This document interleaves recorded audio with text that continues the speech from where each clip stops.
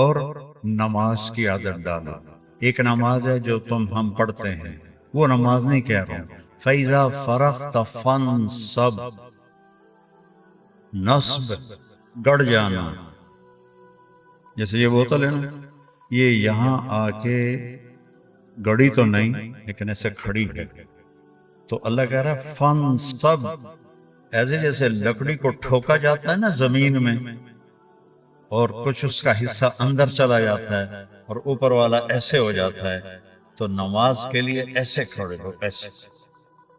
عبداللہ بن زبیر پر حجاج حملے کر رہا تھا اور وہ حرم میں نماز پڑھتے، کوئی پتھر یہاں سے گزرتا، کوئی یہاں سے گزرتا، کوئی یہاں سے گزرتا، اور ان کے جسم میں ایسے بھی نہیں ہوتا تھا، ایسے اتنے اطمینان سے نماز۔ وَإِلَىٰ رَبِّكَ، بولو، فرغب، رغبت کی نماز، نماز میں دل لگے، نماز میں کھڑے ہو جاؤ، نماز میں کا انتظار کرو، نماز کو اپنے مسائل کے حل ہونے کا ذریعہ بناؤ، نماز میں دعائیں مانگنا سیکھو۔ ہم دعا نہیں مانگتے، دعائیں مانگنا سیکھو، یہ بہت بڑا سبب ہے۔ اسباب ظاہریہ اختیار کرو اور نماز کو سب سے بڑا سبب بناؤ۔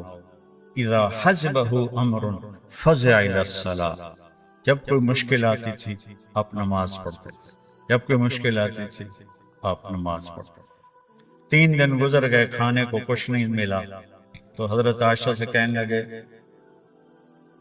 چلو آج میں اللہ سے جا کے بات کرتا ہوں۔ مسجد میں گیا، نفل شروع کر، ایک ستون کے پیچھے 2 نفل پڑھتے، پھر سلام پھیر کے دوسرا ستون، اللہ اکبر، پھر سلام پھیرا تیسرا ستون، اللہ اکبر، پڑھے جا رہے ہیں۔ اتنے میں حضرت عثمان آئے، اما جان اللہ کے نبی کہاں ہیں؟ ان کا 3 دن سے فاقہ تھا، اللہ سے مانگنے گئے، تو وہ زاروں قطار رونے لگے، مجھے کیوں نہ کہا، عبد الرحمن بن عوف کو کیوں نہ کہا، ثابت بن قیس کو کیوں نہ کہا، یہ سارے مالدار تھے۔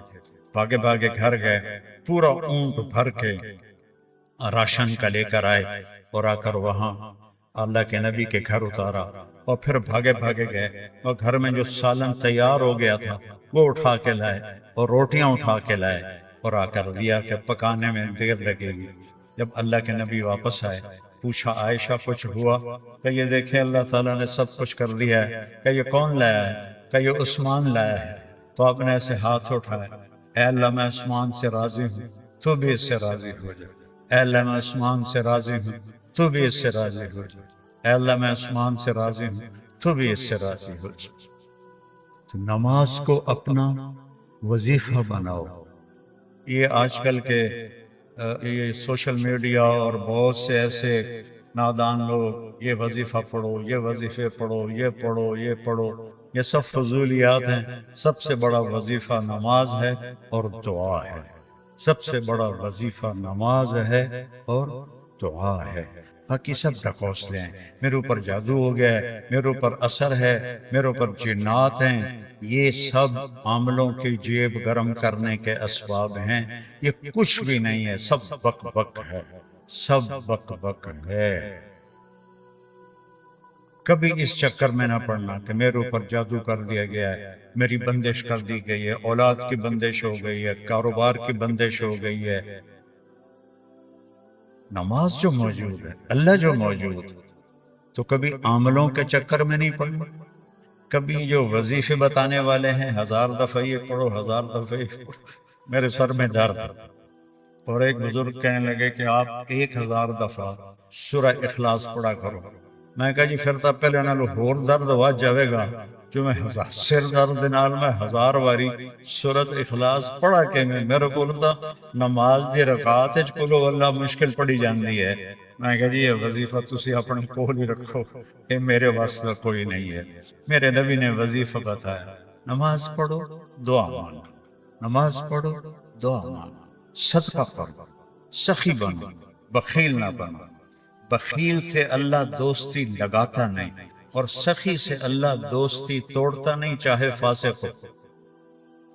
اور سخاوت کا مطلب کوئی بہت زیادہ خرچ کرنا نہیں ہے، وہ دل کی کیفیت کا نام ہے، وہ دل کی کیفیت کا نام ہے۔ تو غریب بھی سخی ہو سکتا ہے، مالدار بھی ہو سکتا ہے، غریب بھی بخیل ہو سکتا ہے، مالدار بھی ہو سکتا ہے۔ بخل خود پیدا ہوتا ہے، سخاوت کو پیدا کرنا پڑتا ہے۔ سخی بنو۔ مولویوں میں سخاوت بہت کم ہے، بلکہ ہے ہی کوئی نہیں، کیونکہ شروع سے لینے کا جو کام شروع ہو جاتا ہے تو دینے کو دل ہی نہیں کرتا۔ تو دینا سیکھو تاکہ اللہ تمہیں دے، کھلانا سیکھو اللہ تمہیں کھلائے، پلانا سیکھو اللہ تمہیں پلائے۔ پھر سب سے بڑی سخاوت ہے، جس پہ ناراضگی ہے معاف کرو۔ سب سے بڑی تواضع ہے، جس پہ زیادتی کی ہے اس سے جا کے معافی مانگو۔ معافی مانگنا اس سے بڑی تواضع کوئی نہیں، معاف کر دینا اس سے بڑی سخاوت کوئی نہیں ہے۔ اور اللہ کو سخی سے پیار ہے، وہ فاسقی کیوں نہ ہو۔ سامری نے بچڑے کی پوجا کروائی، اللہ نے کہا ان سب کو قتل کرو، وہ قتل ہو گئے۔ سامری نے پکڑا ہوا آ گیا، اللہ نے کہا موسیٰ سامری کو چھوڑ دے۔ کہ یا اللہ، وہ بدبخت تو سب کو بچڑے کی پوجا پہ لگانے والا۔ اللہ نے کہا سخی ہے، سخی کو قتل کرنا مجھے اچھا نہیں لگتا، آپ ہی مر جائے گا۔ وہ بخار میں مر گیا۔ تو سخاوت ایسی چیز ہے جو کفر و نفاق میں بھی کام دے جاتی ہے۔ بیٹا سخی پر اور ایک سخاوت بتائیے جس پہ کوئی پیسے نہیں لگتے، معاف کرنا سیکھ، معاف کرنا سیکھ، درگزر کرنا سیکھ، اپنی کوتاہی کا کھل کے اعتراف کا۔ جو معافی مانگنے آئے اس کے آگے منہ نہ بناؤ، اسے فوراً اپنے سینے سے لگاؤ۔ الا تحبون ان یغفر اللہ لکم۔ معاف کرنا سیکھو، معافی مانگنا سیکھو۔ اور نوافل میں تہجد کا اہتمام، یہ شعار الصالحین ہے۔ آپ نوجوان ہو تو آپ 70 سے بھی آگے چلے گئے، تہجد کا اہتمام کرو۔ نوافل اس سر درد میں، اس سر درد میرے نفل کبھی چھوٹتے ہیں، ورنہ 40-50 نفل روزانہ پڑھتا۔ میری تہجد قضا نہیں ہوتی سوائے شدید تکلیف کے۔ پچھلے 30-35 سال سے اللہ نے مجھے تہجد کا پابند کیا ہوا ہے۔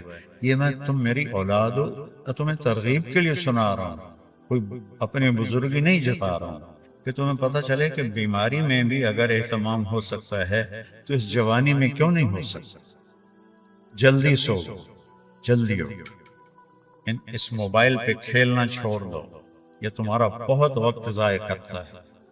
اس موبائل سے کھیلنا چھوڑ، اس کو دیکھنا چھوڑ دو، وہ وقت مطالعے پہ لگاؤ، تلاوت پہ لگاؤ، ذکر پہ لگاؤ، تسبیح پہ لگاؤ، لوگوں کی خدمت پہ لگاؤ۔ اس نے بہت نقصان پہنچا ہے، خاص طور پر جب تم ماں باپ کے ساتھ بیٹھو، بیوی کے ساتھ بیٹھو، بچوں کے ساتھ بیٹھو، اسے بند کر کے بیٹھو تو تمہیں اس کا بہت نفع ہوگا۔